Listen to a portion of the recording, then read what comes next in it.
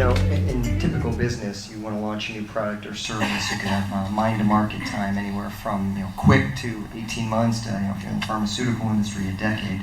Talk a little bit about the time mind-to-market. You mentioned the bidding process, which can be highly competitive, but on the flip side, you talked about owning an event. Why don't you hit it from both sides?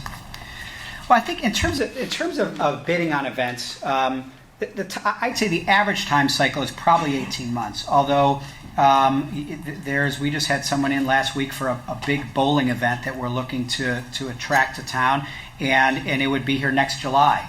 And we have some that we're bidding on at times 5 years plus out.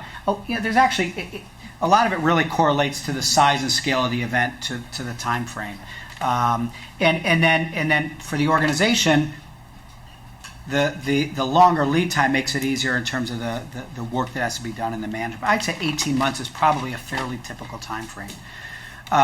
In terms of creating an event, it's with this classic that we're starting in September.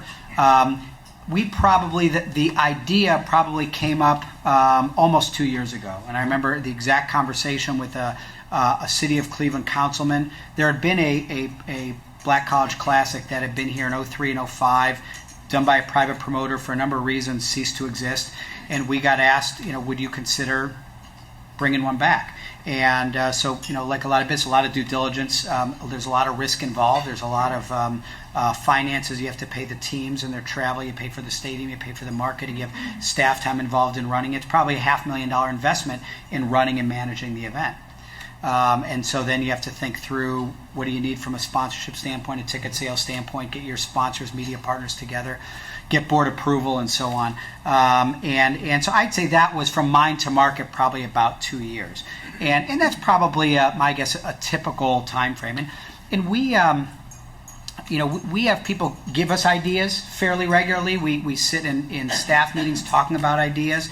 And I would guess probably 4 out of 5 times we decide it's something we're not going to pursue. The economics don't work. It may not make sense for the community. Something may already exist. There's too much competition in the market.